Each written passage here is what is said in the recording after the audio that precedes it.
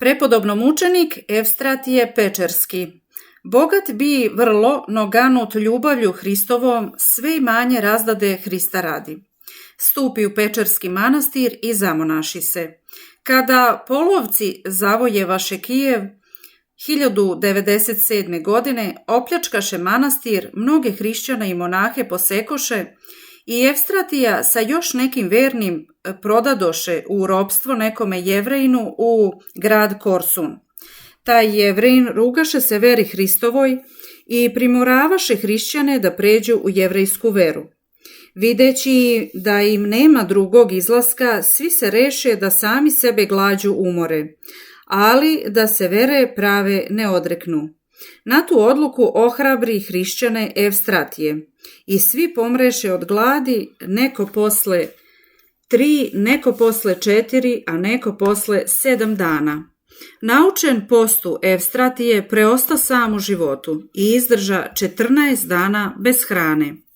Razgnevljen Jevrejin što mu propade novac kojim kupi roblje, osveti se na Evstratiju na taj način što ga prikova na krst.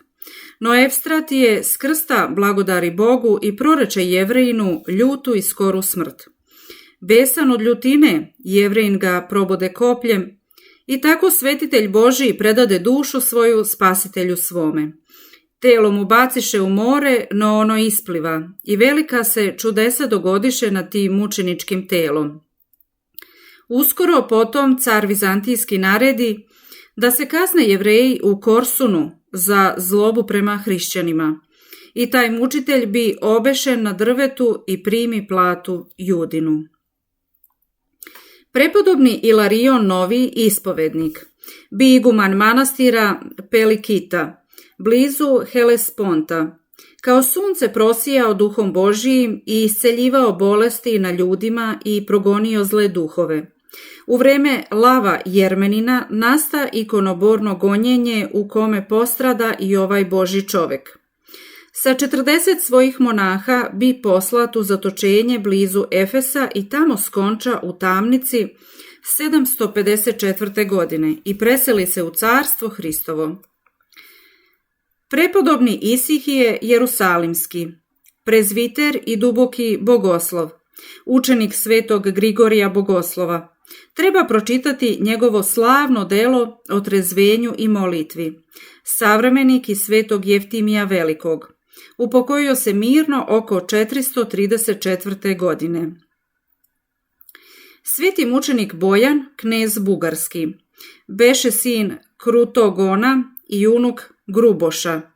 Ispovedaše veru Hristovu dok njegov brat Milomir beše neznabožac i po naredbi brata svoga bi posečen za veru pravu 827. godine.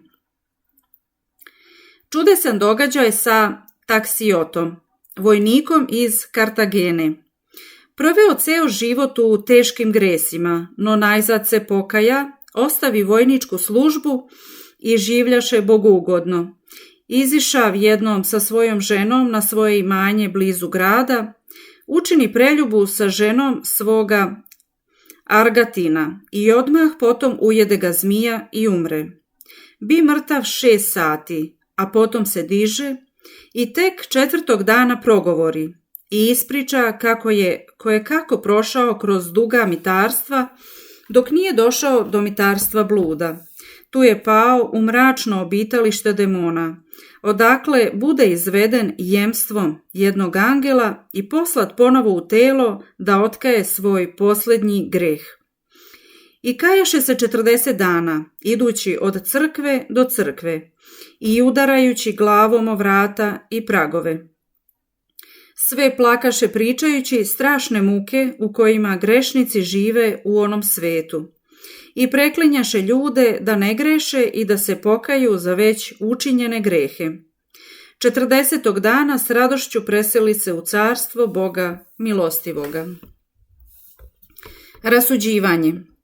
Pričajući o nekom krasnom mladiću od 20 godina, Georgiju imenom, kako je i pored lepote i mladosti živeći usred sujetnog sveta, poznao put spasenja i prosvetio se duhovnom mudrošću, Sveti Simeon, novi bogoslov, završuje ovim rečima: razumete li kako ni mladost ne smeta, niti starost koristi, ako čovjek nema razuma i straha Božja?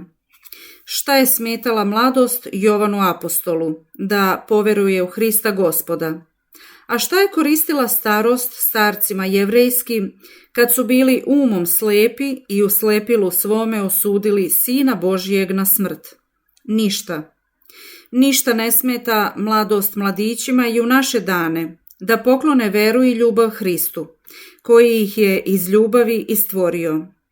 I ništa ne koristi starcima naših dana, starost njihova, ako im je duša zatrovana zlobom prema Hristu.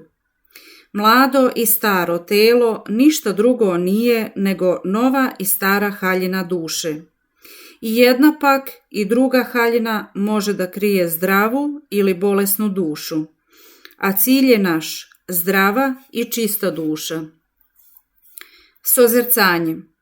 Da sozercavam Gospoda Isusa u smrti, i to, kako se sva tvar uskoleba kada on izdahnu, kao da protestvovaše protiv zločinačkog roda ljudskog. Kako se zemlja zatrese, sunce pomrča, kamenje se raspade, zavesa crkvena se razdra, grobovi se otvoriše. Beseda o užasu prirode pre smrti Gospoda. I zemlja se potrese i kamenje se raspade. O, kakav strašan ukor ljudima! I mrtva priroda poznala je onoga koga ljudi nisu mogli poznati. Sva nemušta tvar uskolebala se i stala na svoj način i svojim jezikom da protestuje. Nemušta se zemlja potrese, to je njen jezik. Kamenje se raspade, to je njegov jezik. Sunce uzdrža svetlo svoju, to je njegov jezik. Svaka tvar na svoj način protestuje, jer je svaka tvar pokorna, kao Adamu negda u raju, i jer njega svaka tvar poznaje, kao Adama u raju. Kako je to da su njega beslovesne tvari poznale i bile mu poslušne? To mi ne znamo. To je nekakvo unutrašnje čuvstvo tvari, koje je njima došlo od reči Božje kojom su sazdane. I to čuvstvo beslovesnih tvari više vredi nego razum ljudski pomračen grehom.